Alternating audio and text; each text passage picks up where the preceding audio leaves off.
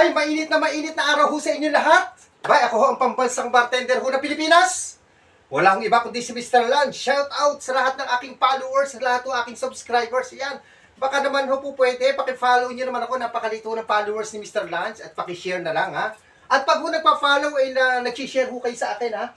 Yan, ito ang ipapa-raffle ho ni Mr. Lance. Isang uri ho ng vodka. Itong fish shot vodka. Ano gagawin? Basta follow and share. Lahat ng content ko, malay, itong content, or yung mga nagtitimpla ko ng alak, basta nakita nyo, i-share nyo lang ho sa aking sa Dennis Castillo Salazar. Diyan ako nagla-live, ha? At kung gusto nyo ho ng live, pasok ko kayo dyan. At dyan ho ina-explain yung mga kaalakan, mga mixing, mga history. Lahat ho, basta sa kaalakan. Okay? At pag ho nag-follow and share, ito ho ating pamimigay. Fish shot vodka. Okay? Yan ho, ha? Baba ko lang dito. Yan ho gagawin. Follow and share lang ho. Baka sawa-sawa na ho kayo sa pares. Ang dami na hong puro pares. Pares ang vlog. Ayan, di na ho ba kayo nagsasawa? Ayan. Dito naman ho tayo sa mga anak. Ayan, oh. Dito kay Mr. Lance. Ako ang pambansang bartender ho ng Pilipinas. Ayan, si Mr. Lance. Follow niyo naman ho yung mga hindi ho nakikisaw-saw sa mga vlogger na sikat.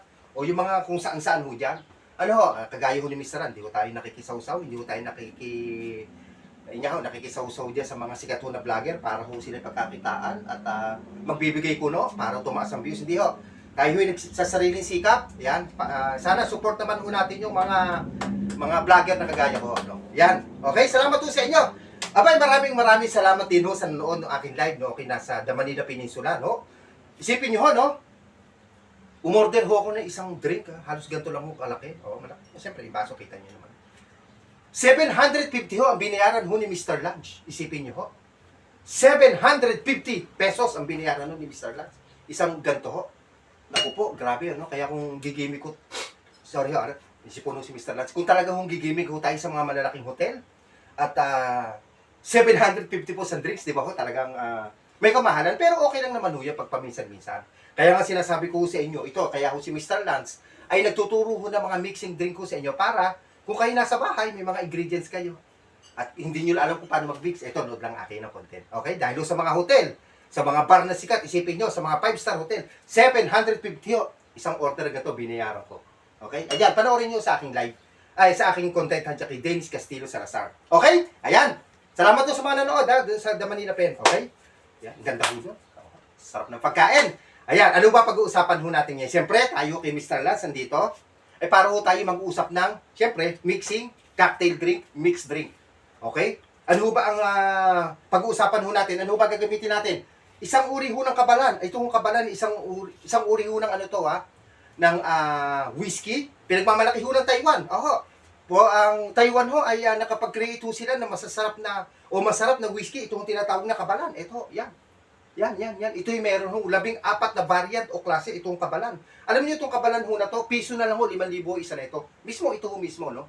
At pag muli ho kayo sa store, ano? Ano ho ba talagang kabalan? O, paliwanag ho natin, ito ang kauna-unahang pinakasikat ho ng whiskey dito sa Asia, no? Isa ho ito, no? Itong kabalan, gawa ho sa bansang Taiwan, ano? Ang kabalan ho, ito tinatawag na malt whiskey. Ito isang Taiwanese whiskey ho, no? Sa kanila hong true production, kasi alam na ho natin, ang Taiwan, hindi naman sila ganun ka-expert sa paggawa ng mga whiskey. Ano, alam natin yan. Kasi ang mga expert ho dyan, gawing Europa, gawing Amerika, o gawang kung saan mga bansa, no? At alam niyo ho pa yung distillers ho nila, nanggaling pa ho yan sa Scotland, sa United Kingdom. Yung kanila hong pot skills na tinatawag, nanggaling pa ho sa bansang Germany.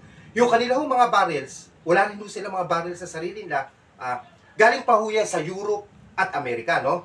Okay, ito yung 18 variants kung tawagin, ano? Ibig sabihin, klase, ano? Alam nyo, no? Ito ay gawa ho sa Mountain Yilan sa bansahong Taiwan. Yung distillery process ho nila, no? Nag-start ho noong 2005.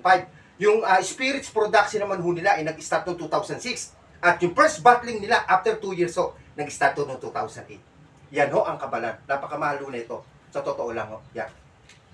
Ano ihahalo natin? Simpleng soda. Soda water. Ayan ho. Yan. Napakasarap po na ito pag pinaghalo natin yung soda at saka hutong kabalan ng whiskey. Ano ho? Okay, ano ho ba itong soda? Ito tinatawag na pressurized carbon dioxide. Lagi ko in-explain ho to. Carbonated water, sparkling water, soda water, club soda. Sa Amerika, mga kababayan ko dyan sa States, ha, mga kapitbahay ko, ang tawag ko sa amin dyan ay Setzler water. Ayan ho, no? Kailan ho ba na-invento ho to? Abay, na-invento ho ito noong pa 1740. Oho, 1740, napakatagal na ho nito. Oho. Si Joseph Presley. Wala akong kinalaman si Elvis Presley. Hindi ko kamag-anak. Ibang Presley yun. Si Joseph Presley yun, ng 1740. Lumabas ito. Okay? Simpleng highball glass, college glass. Baka meron mo kayo sa bahay. Siyempre, mag-start na ho tayo mag-mix. Lagyan mo natin yan ng, ng ice. Ayan. Full of ice. Ayan. Kunin natin kabalan. Ilang jigger ho ilalagay ho natin. Okay. Gawin ho natin dalawa. Wala akong problema. 1,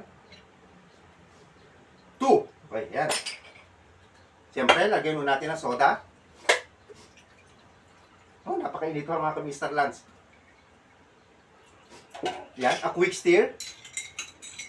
Siyempre, lagyan mo natin yan ng American lemon. Ito, yan.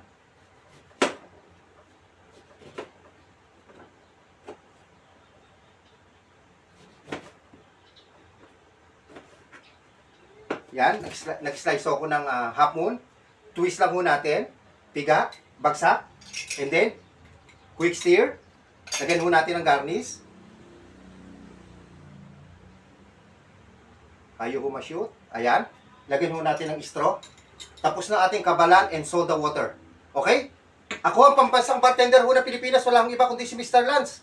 Napakainit. Thanks for watching. God bless.